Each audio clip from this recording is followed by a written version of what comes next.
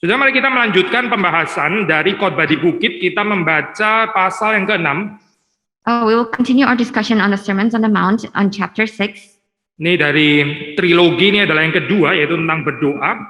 And in the trilogy, this is the second thing. It's about prayer. Ya, kita nggak mungkin bisa membahas semua karena ini sangat limpah ya. Jadi ini ada 11 ayat. And of course, we cannot discuss every one of them because there are 11 verses. Kita mencoba untuk membaca separuhnya saja, yaitu kira-kira 5-6 ayat. We will try to read perhaps half of it, maybe 5 or 6 verses. Saya akan membaca dari ayat, atau saudari Angie membaca dulu 5-6. Saya akan melanjutkan 7-10. Angie will read 5-6 and I 7-10. And when you pray, you must not be like the hypocrites, for they love to stand and pray in the synagogues and at the street corners, that they may be seen by others. Truly I say to you, they have received their reward. But when you pray, go into your room and shut the door and pray to your Father who is in secret, and your Father who sees in secret will reward you. Saya membaca ayat 7 lagi pula, dalam doamu itu janganlah kamu bertele-tele seperti kebiasaan orang yang tidak mengenal Allah. Mereka menyangka bahwa karena banyaknya kata-kata doanya akan dikabulkan. Jadi janganlah kamu seperti mereka, karena Bapamu mengetahui apa yang kamu perlukan sebelum kamu minta kepadanya. Karena itu berdoalah demikian. Bapa kami yang di sorga, dikuduskanlah namamu, datanglah kerajaanmu, jadilah kehendakmu di bumi seperti di sorga. Demikian pembacaan firman Tuhan. Mari kita minta pertolongan Tuhan di dalam perenungan pagi hari ini. Let us ask for God's mercy in this discussion. Tuhan, kami sudah pernah membaca bagian ini. Lord, we have read this passage before. Setiap minggu kami juga mengatakan doa ini. And every week we pray this prayer. Kami berdoa supaya perenungan ini boleh tetap menyegarkan kami. We pray so that this meditation may be afresh in our hearts. Bukan hanya memberi kepada kami pengertian yang baru, pengertian yang segar. Not just giving us a fresh understanding. Tetapi juga boleh membakar hati kami, mendorong kami untuk lebih lagi menikmati saat-saat persekutuan di dalam doa. Also burn us and drive us to enjoy our fellowship in prayer. Tuhan, tolong hamba-Mu di dalam menguraikan, Tuhan memberi kasih karunia. Lord, please bless your servant who is delivering this. Supaya ada kepekaan apa yang Tuhan mau nyatakan bagi jemaat-Mu. So that in your grace, you may give sensitivity to your to this word. Berkati juga saudara Angie yang menerjemahkan. And also bless Angie who is interpreting. Berkati setiap kami yang mendengar, merenungkan, beribadah di rumah kami masing-masing. And each of us who is meditating and listening to your word. Di dalam nama Tuhan Yesus Kristus kami memohon. In the name of Jesus Christ we ask. Amin. Pray. Amin. Saudara, kita membaca di dalam bagian ini sebetulnya message atau poin utamanya sama ya. Sebetulnya ketiga ini semua juga sama di dalam trilogi ini. When we read this trilogy, actually the message being delivered is the same.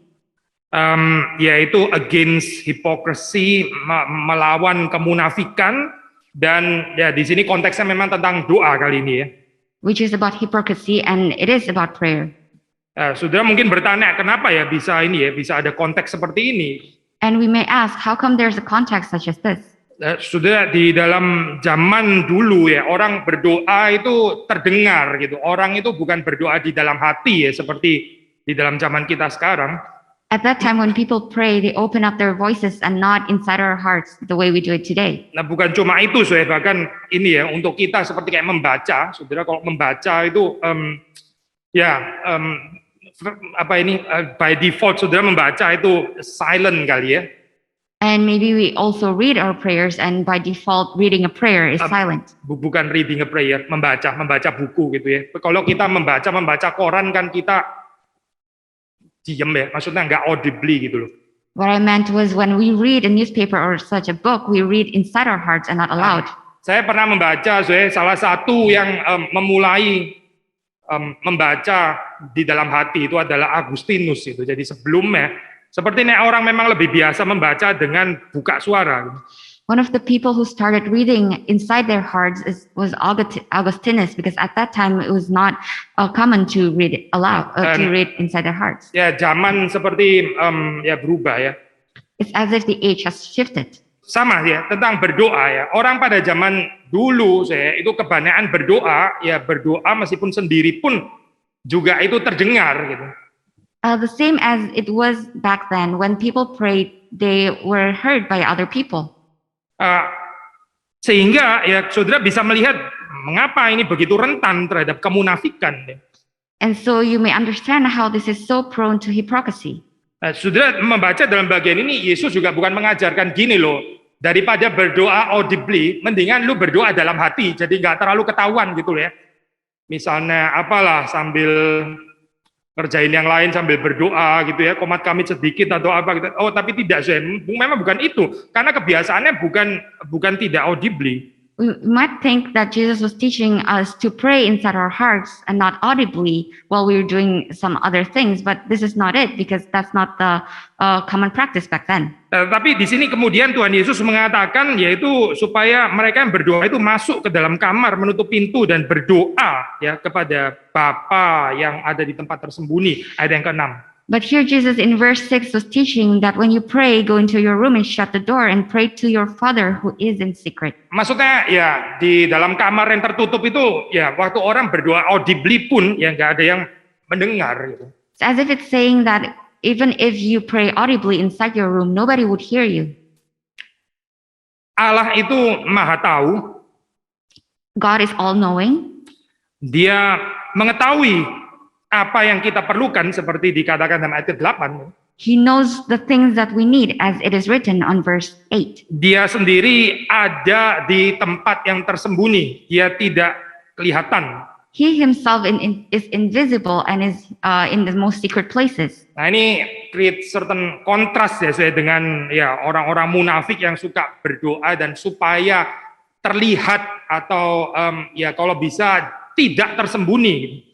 And this creates a contrast between the people of hypocrisy who are not praying in silence. Nah, jadi sama seperti di dalam bagian sebelumnya, di sini kita membicarakan tentang motif ya, tentang apa motivasi dari spiritualitas yang sedang dilakukan ini.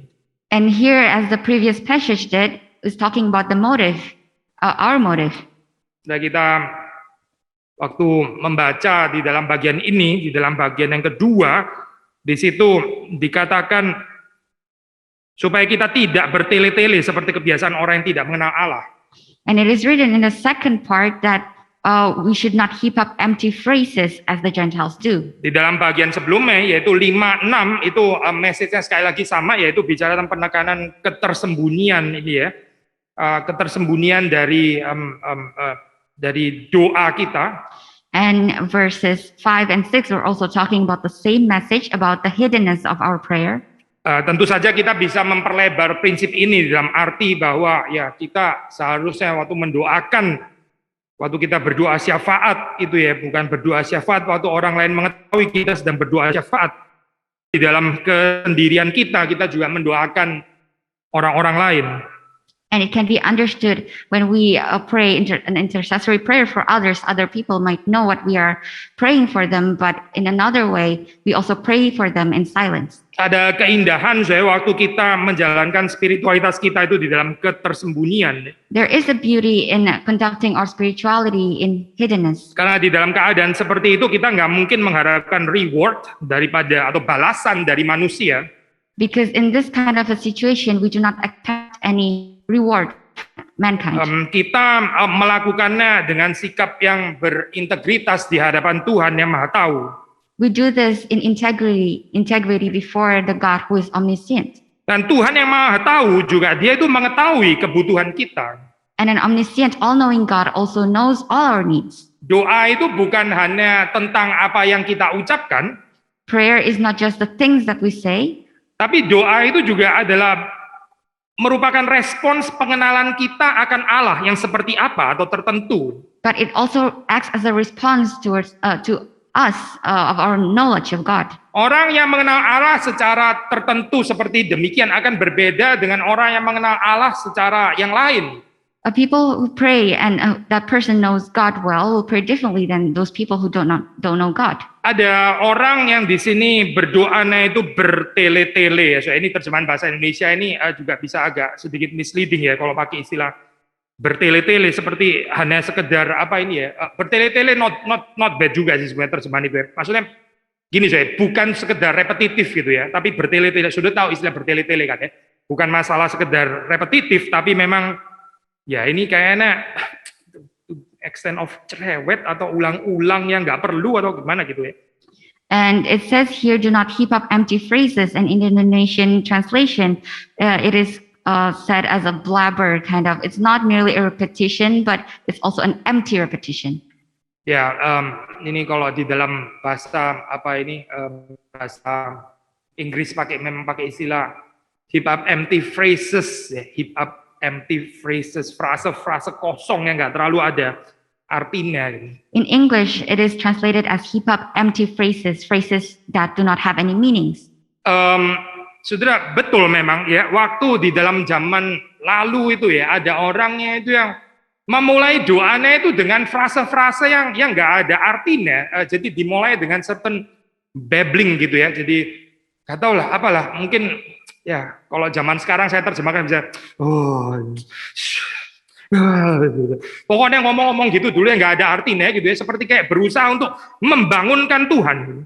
So as people back then, before they pray, they always blabber all these empty phrases before they pray, such as sighs, for example.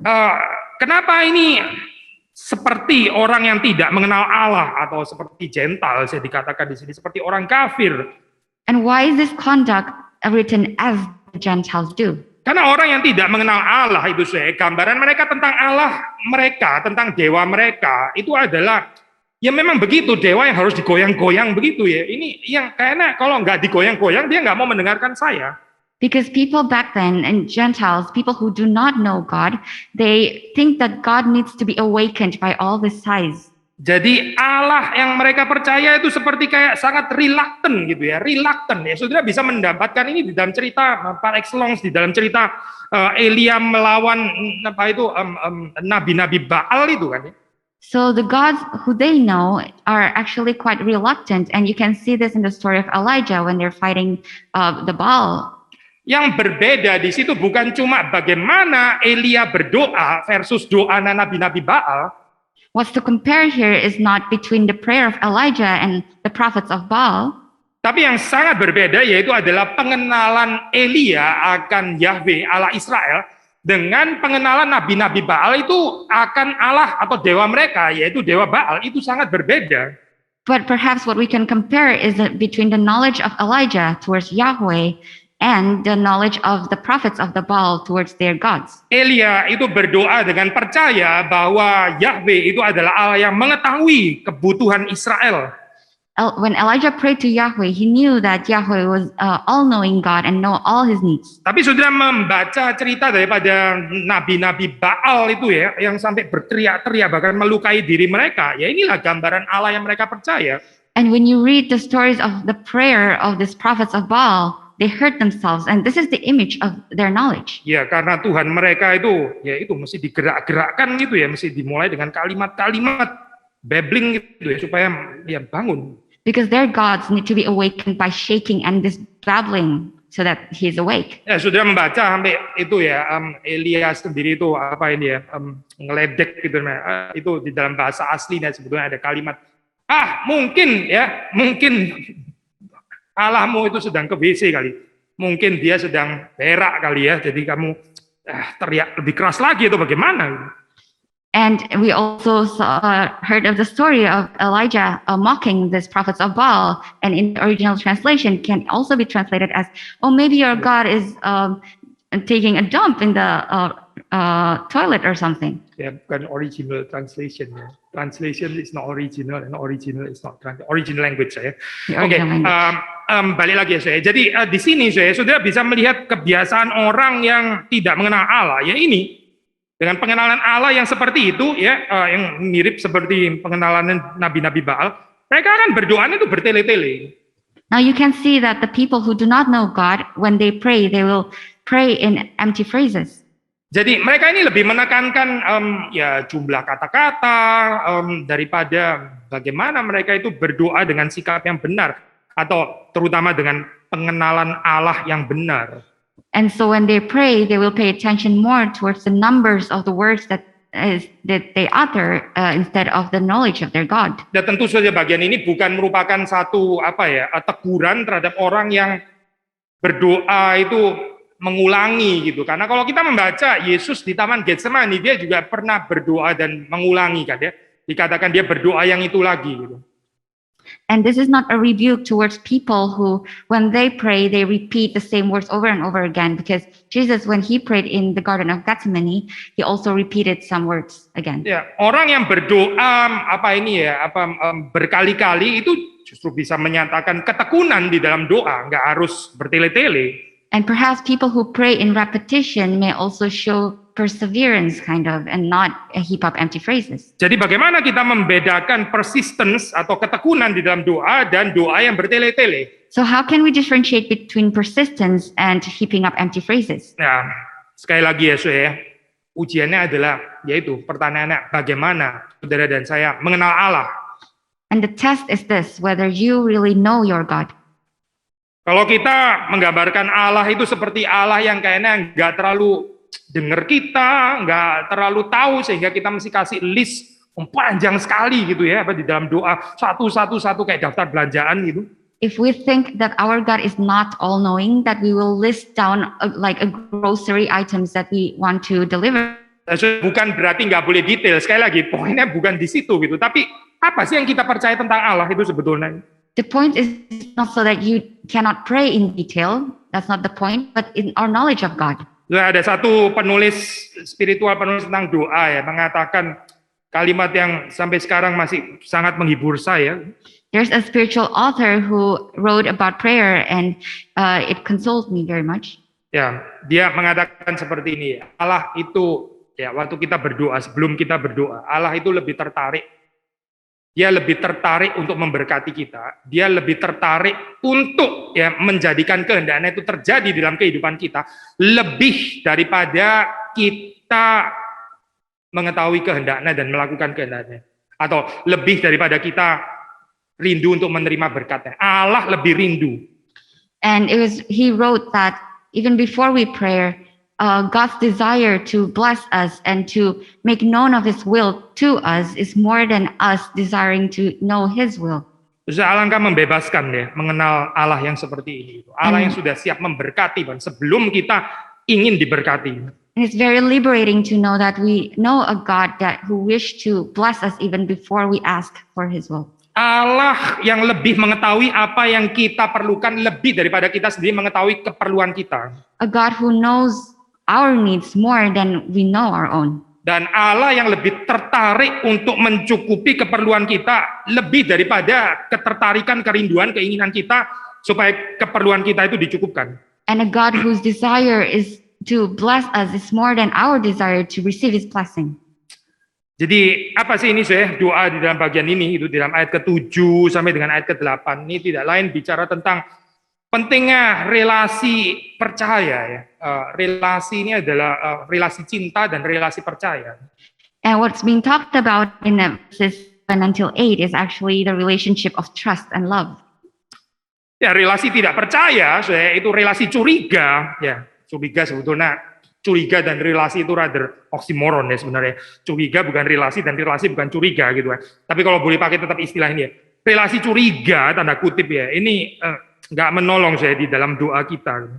And the relationship of distrust doesn't actually help in our prayer, and actually distrust and relationship are oxymorons to each other. Maka saya di dalam Alkitab juga memang kan dikatakan ya, kita nggak mungkin memperkenan Allah tanpa iman, itu nggak mungkin. And in the Bible it says that it's impossible to please God without faith. Saudara, kita bisa nggak sempurna di dalam perbuatan baik kita, di dalam kesalehan kita, di dalam kekudusan kesucian kita. Tuhan tahu itu.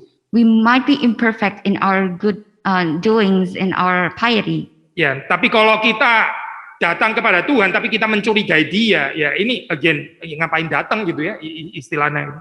But if we come to God in distrust, then why do we come to Him at the first place?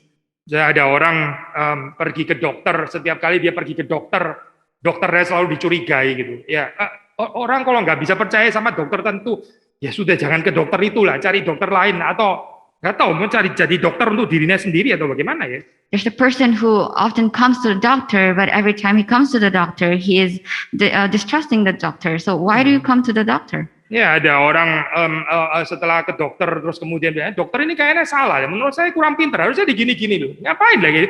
Ya pergi ke sana hanya untuk tidak percaya dan bayar lagi, membayar ketidakpercayaan dan kecurigaan, itu aneh sekali kan. And when this person comes to the doctor, it was he who was telling the doctor on what to do and what not to do, and he even paid for that visit.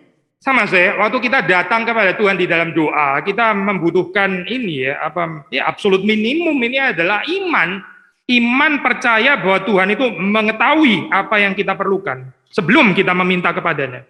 And so when we come to God, even before we ask, and this is the absolute minimum that we need our faith. Maka waktu kita membaca ini ya Matius versi Matius dari doa Bapa kami, ini kita perlu mengaitkannya dengan ayat 7 dan 8. And so upon reading this Matthew's version of the Lord's Prayer, we need to take account also verses 7 and 8. Ya, ini menarik ada perbedaan ya dengan versi Lukas seperti saudara tahu.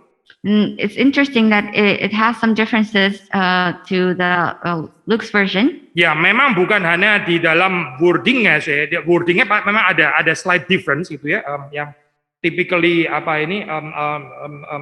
profil teologi Lukas dan yang typically profil teologi Matius memang ada bagian itu. And it's not just about the wording, for sure there are some discrepancies in the wordings. It's according to the profile of Luke or of Matthew. Tapi kalau saudara melihat setting in book ya, ini penempatan perikop ini di dalam Injil tersebut itu ditaruh di mana? Ini penting sekali perspektif ini. But this perspective of the setting in the book where this passage is being put is very important. So kalau saudara baca di dalam versi Lukas ya, nggak ada kaitan dengan doa yang bertele-tele. Ini nggak ada ya, itu nggak muncul. Lukas 11 saudara membuka. In Luke's version, in Luke 11, there is no connection between this prayer with heaping up empty phrases. Saudara membaca di dalam pasal 11 Lukas, di situ murid-muridnya berkata kepada Yesus, ketika Yesus suatu kali sedang berdoa, mereka berkata, Tuhan ajarlah kami berdoa. In Luke 11, if you read, the disciples told Jesus after hearing him pray, Lord, teach us to pray. Lalu kemudian Yesus menjawab mereka, apabila kamu berdoa, lalu katakanlah, nah terus kemudian doa Bapa kami ini. And Jesus said to them, when you pray, say, and then he proceeds with the Lord's Prayer. Saya nggak boleh ini stretch perbedaannya sampai kontras sekali tidak gitu. Tapi indeed kita melihat ada perbedaan sih di sini saya. I will not emphasize on the contrast very much, but we can see that there are discrepancies. Menarik sih, yang menarik itu termasuk di gereja kita ya, yang lebih berhasil untuk masuk ke dalam liturgi itu kan justru versinya Matius gitu. And it's interesting, the version that we incorporate in our liturgy is actually Matthew's version. Maksudnya mungkin kita boleh coba juga sih, mungkin minggu depan ya kita berdoa doa Bapa kami menurut versi Lukas. Perhaps we can try next week when we pray our Lord's Prayer, we can try Luke's version as well. Tapi sebetulnya kalau mau lebih dikaitkan, let's say ini dengan liturgical formula, sebetulnya lebih dekat tuh Lukas daripada Matius. But if you want to connect this to a liturgical formula, the most probable one is Matthew's version.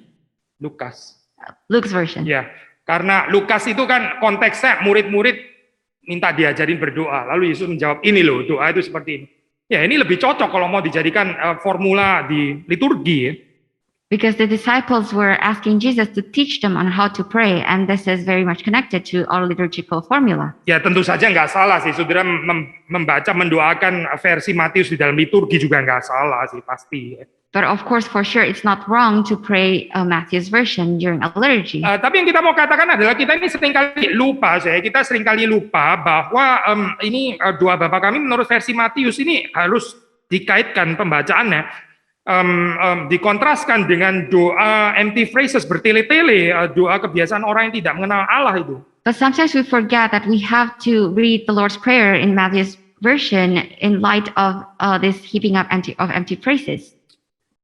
Jadi saudara melihat di sini ini pattern of prayer ya, ini pola doa yang diajarkan against ya, atau in kontras atau kontra melawan doa bertele-tele orang yang tidak mengenal Allah.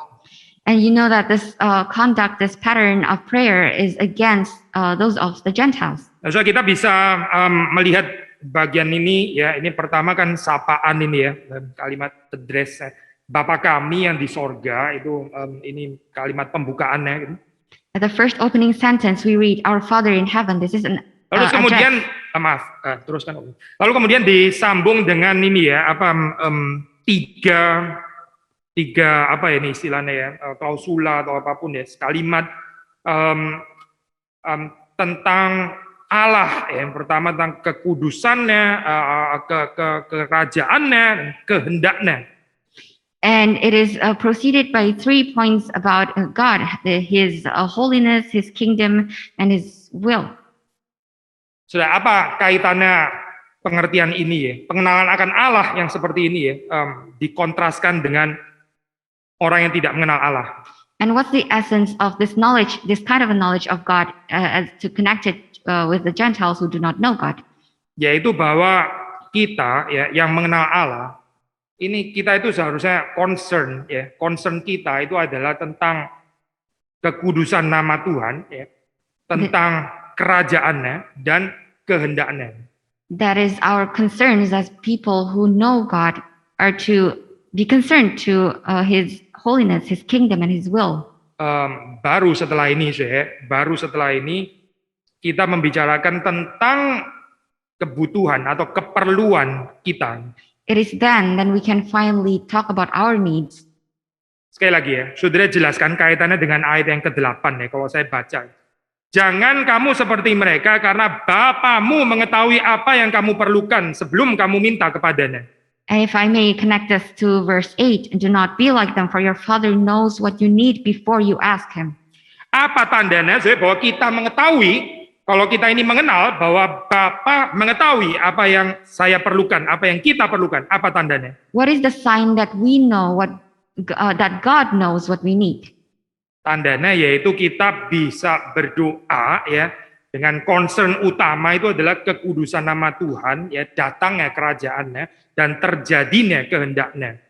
The sign is that we are primarily we are concerned with His holiness, His kingdom, and His will to come. Ada orang yang berdoa itu begitu panik seperti orang yang tidak mengenal Allah, tuh langsung menghujani Tuhan dengan permintaan-permintaan kebutuhan keluarganya dia dan sebagainya, kesehatannya dan sebagainya, panik gitu Gak ada kaitannya dengan kerajaan Allah.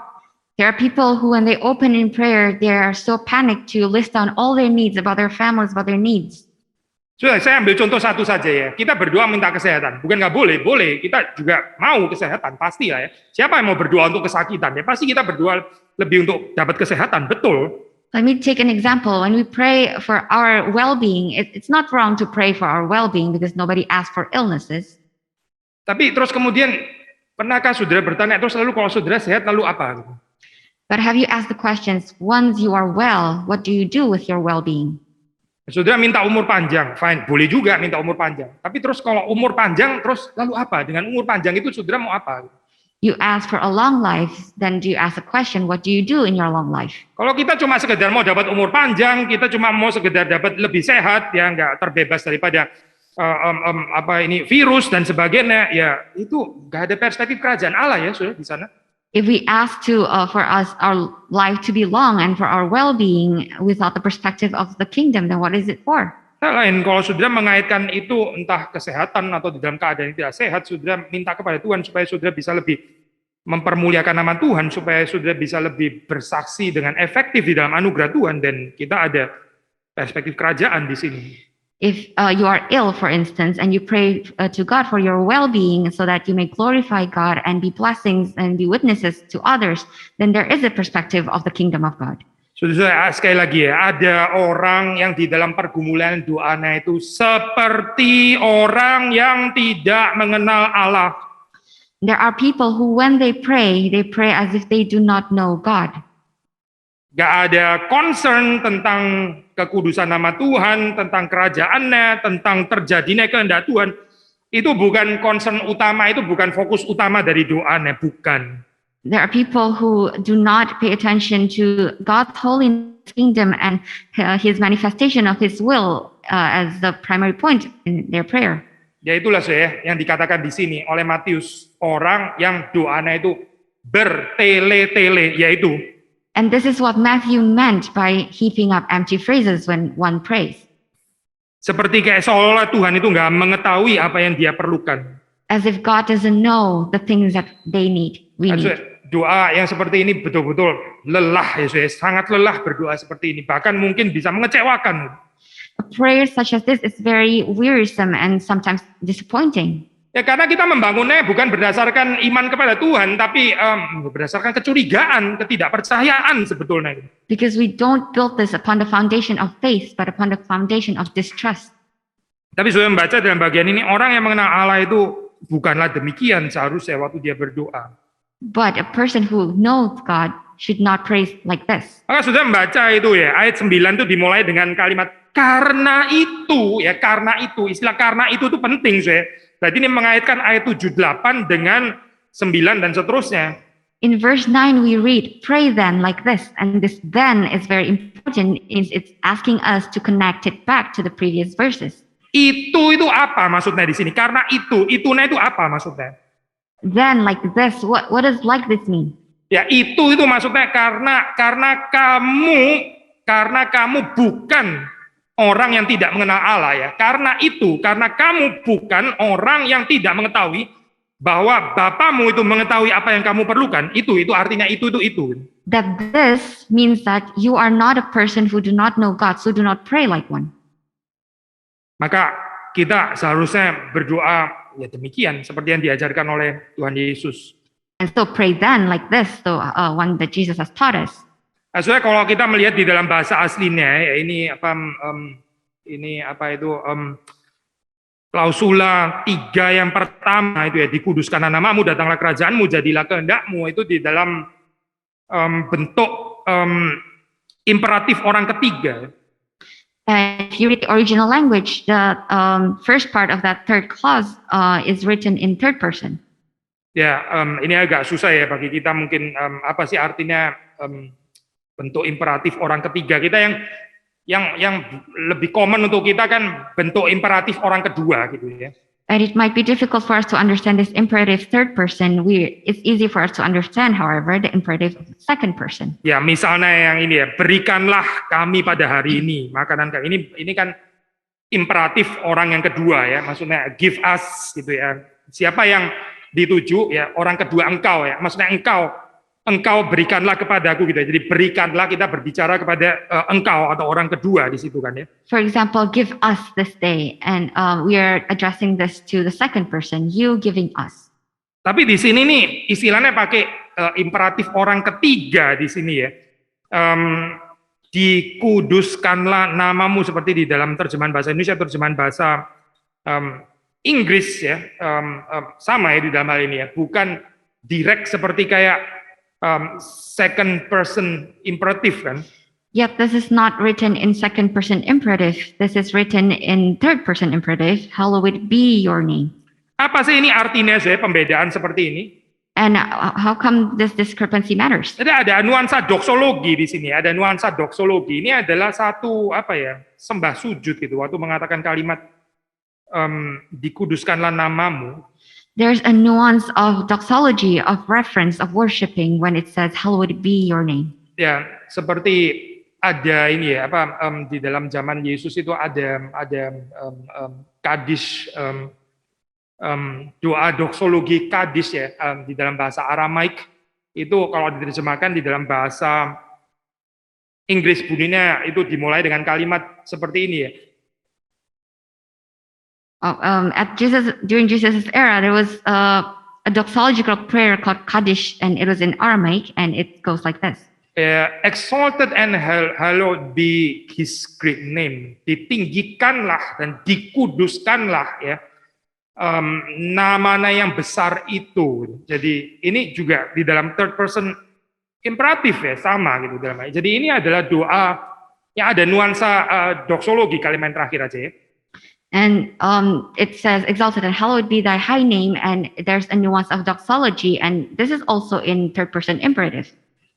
Maksudnya kami di sini ya, komunitas ini ya, komunitas yang menguduskan nama Tuhan ini menyatakan bahwa ini adalah komunitas yang mengenal Allah, yang mengenal ya kerajaan Allah, yang mengenal kekudusan Allah, dan yang tertarik untuk melakukan kehendak Allah. It means that us as a community, we are a community who exalts God, who knows and cares for the holiness of God, the kingdom of God, and the manifestation of His will. Nah, kalau kita bisa melihat ini kaitannya dengan bagian yang kedua, dengan ya berikanlah kami makanan, ampunilah kami, dan jangan membawa kami, maksudnya ini ya bagian yang kedua. And if you can connect this to the second part of the prayer, give us this day our daily bread and forgive us our debts. Maka saudara bisa melihat ini tiga permintaan yang berikutnya ini bisa ditaruh di bawah setelah atau dengan fokus tiga permintaan yang pertama. These three pleas, these three asking for our needs are have to be after the prioritizing points at the top.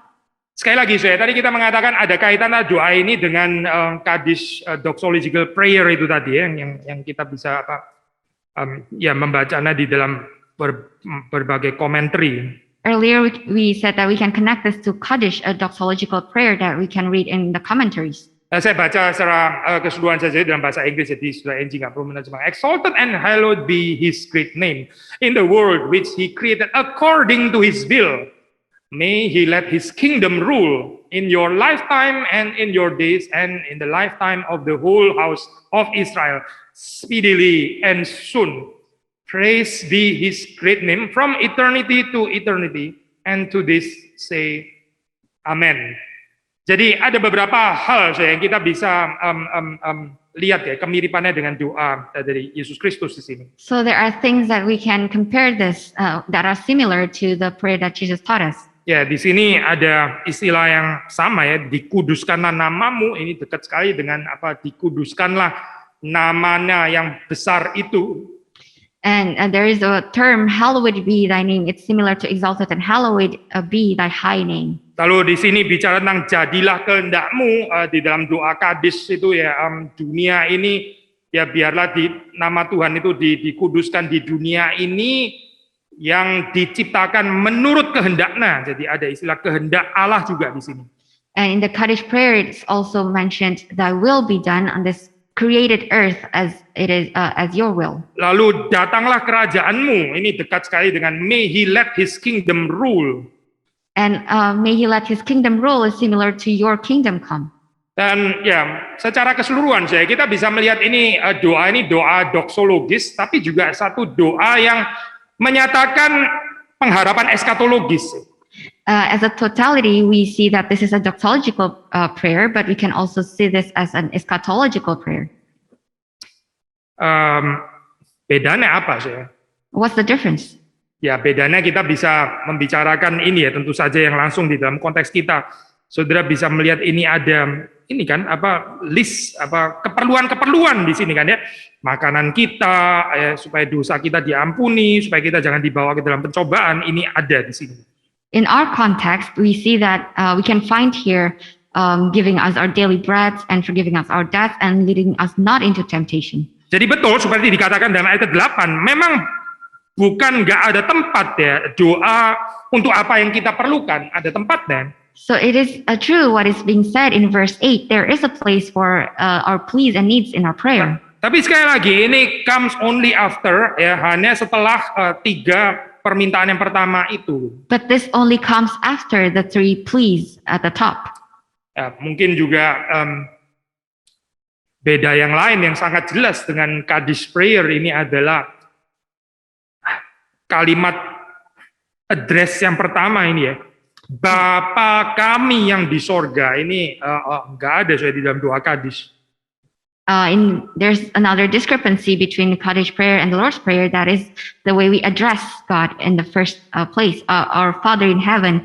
That is, we cannot find this in the Kaddish prayer. Arti Franz menyoroti satu bagian yang buat saya menarik ya. Saya kurang perhatikan bagian ini, tapi Saudara kalau membaca di dalam ini ya, di dalam apa itu Matius, sebetulnya waktu Yesus membicarakan tentang Bapa itu lebih banyak ya didominasi dengan konsep secara eksklusif. Jadi Jesus itu adalah the only begotten Son of God the Father, gitu ya. Jadi yang disebut Bapa itu ini menyatakan hubungan yang sangat eksklusif antara sang anak yaitu Yesus Kristus dan Bapa. And Franz highlights this a little bit about how Matthew often emphasize the exclusiveness of the relationship between the Father and the Son, how the Son is his only begotten Son. Tapi ini adalah termasuk salah satu bagiannya agak jarang di mana Yesus mengatakan kalimat ya, murid-murid yang menyebut Bapanya juga adalah Bapa mereka, Bapa kami yang di sorga. Dan bukan cuma itu, saya di dalam ayat ke-14 dikatakan, jikalau kamu mengampuni kesalahan orang, Bapamu yang di sorga ya, Bapamu ya.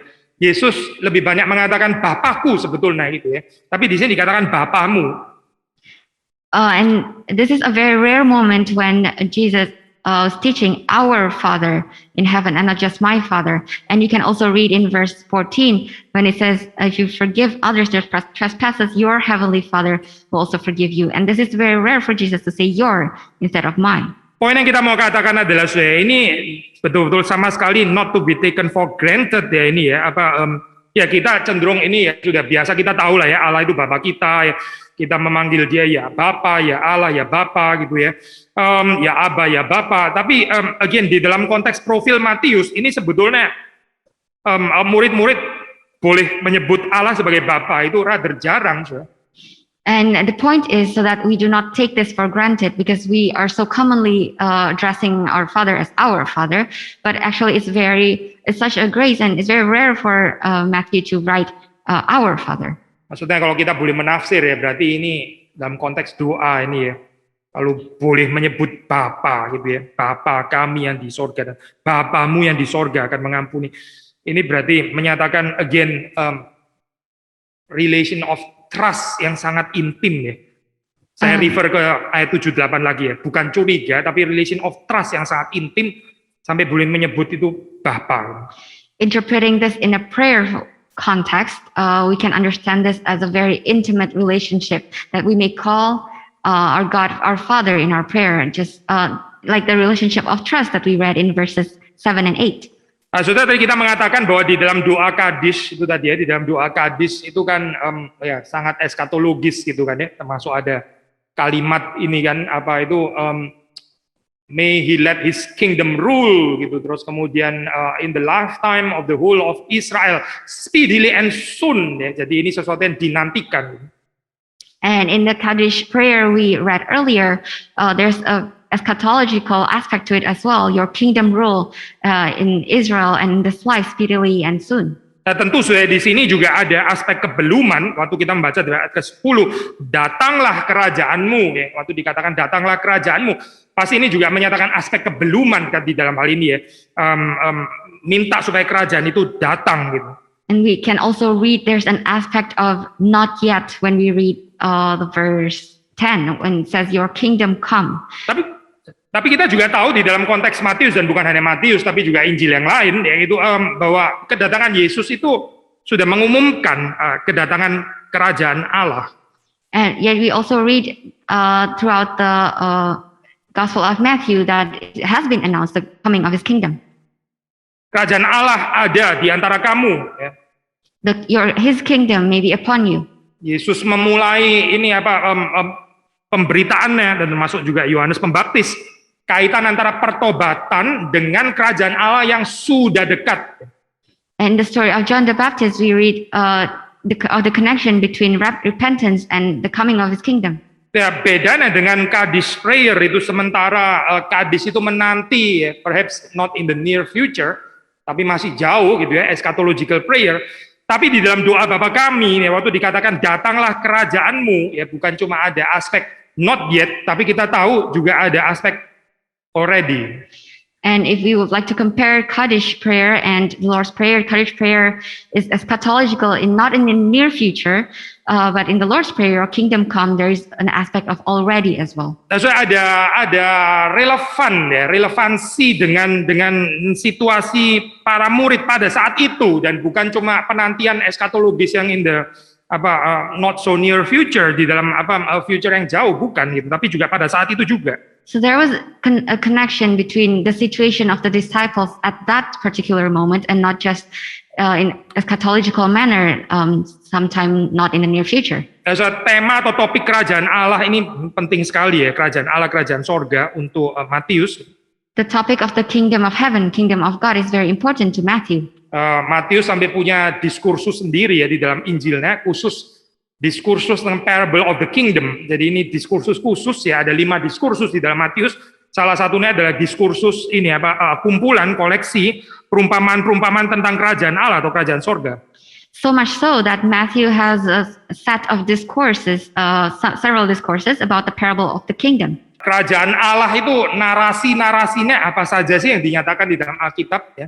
What are the narratives of the kingdom as mentioned in the Bible? Aspek-aspeknya apa saja itu? What are the aspects? Ya, misalnya termasuk juga di sini apa artinya waktu kita menghidupi tension antara already and not yet ini. And especially in talking about the tension between already and not yet.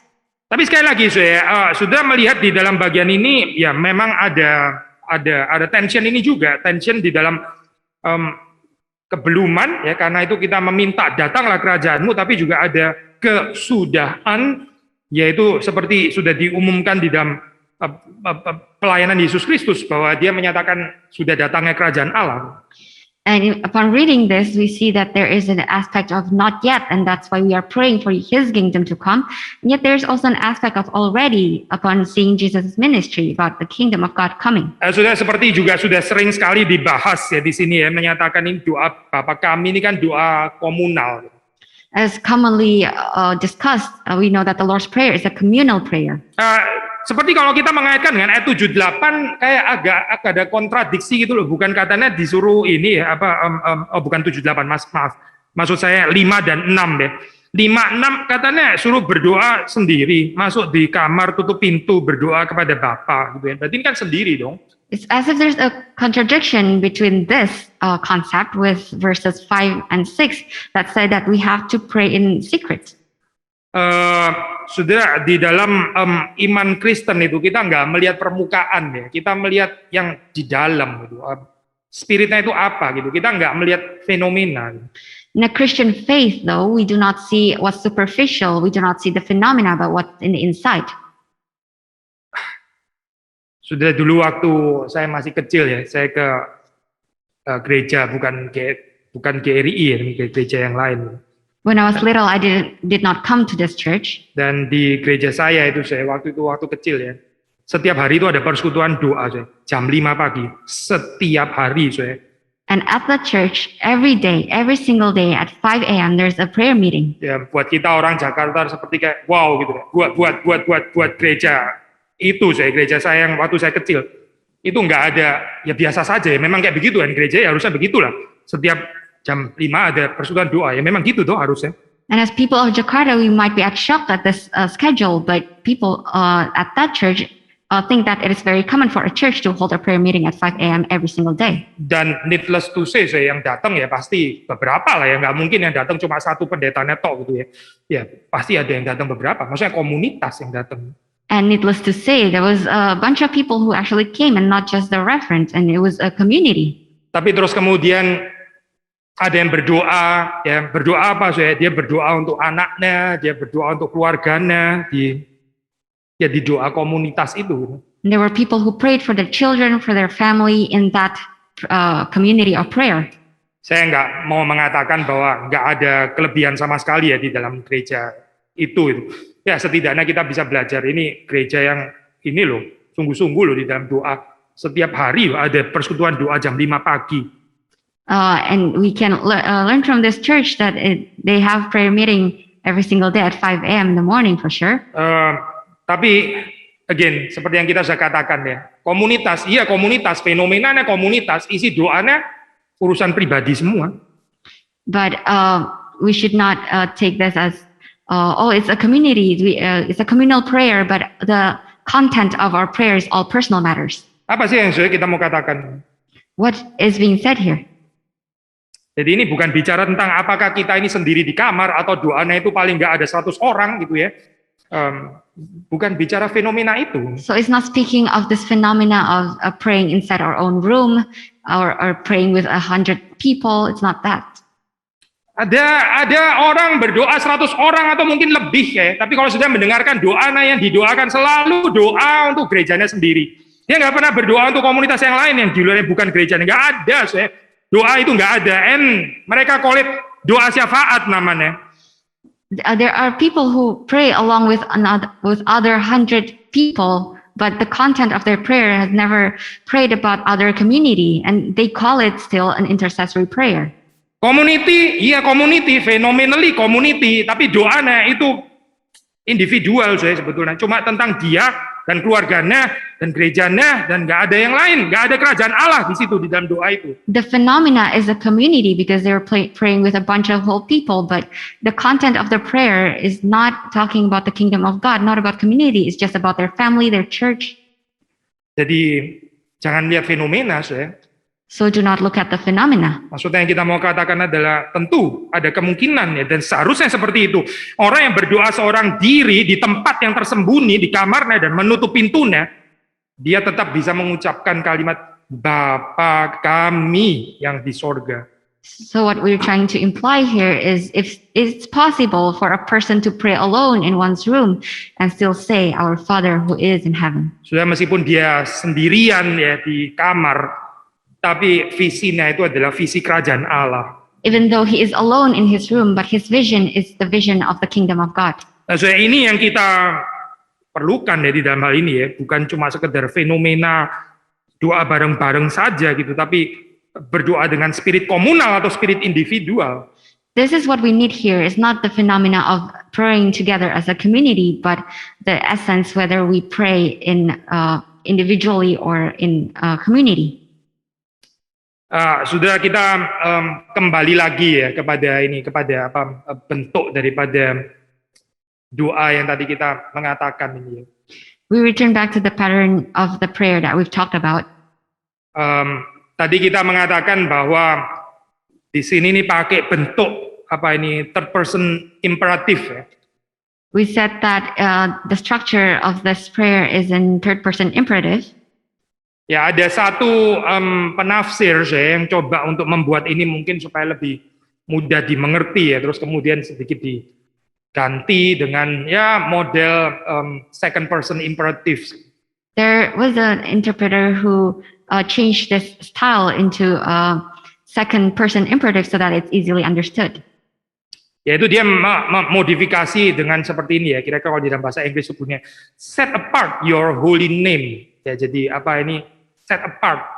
Ini kan bukan hallowed be your name, bukan kan ya, bukan dikuduskanlah, tapi ya susah ya terjemahan bahasa Indonesia. Set apart itu apa ya terjemahan bahasa Indonesia ya. Jadi mungkin ini kali ya, bukan dikuduskanlah tapi kuduskanlah namamu gitu ya. Ada slight difference ya, dikuduskanlah namamu dengan kuduskanlah namamu. Nah kalau kuduskanlah namamu itu betul-betul second person imperative di sini. And it says, set apart, he modified it in this way, set apart your holy name. And this is in second person imperative, and it's different with hallowed be your name, which is in third person imperative. Dan instead of thy kingdom come, atau datanglah kerajaanmu, ya diterjemahkan lebih sederhana menjadi bring your eschatological kingdom, gitu ya. Datangkanlah kerajaan eskatologismu, gitu ya. And your kingdom come is modified to bring your eschatological kingdom. Penafsir yang lain mengatakan ya ini sebetulnya dengan menerjemahkan seperti ini mungkin lebih bisa dimengerti untuk untuk banyak orang gitu, tapi sebetulnya ada something yang missing gitu di dalam kalau diganti menjadi second person imperative. Another interpreter says that it might be easier to understood by people if it's changed to second person imperative, but there is something missing when it's changed in this structure. Yaitu apa saya? And what is missing?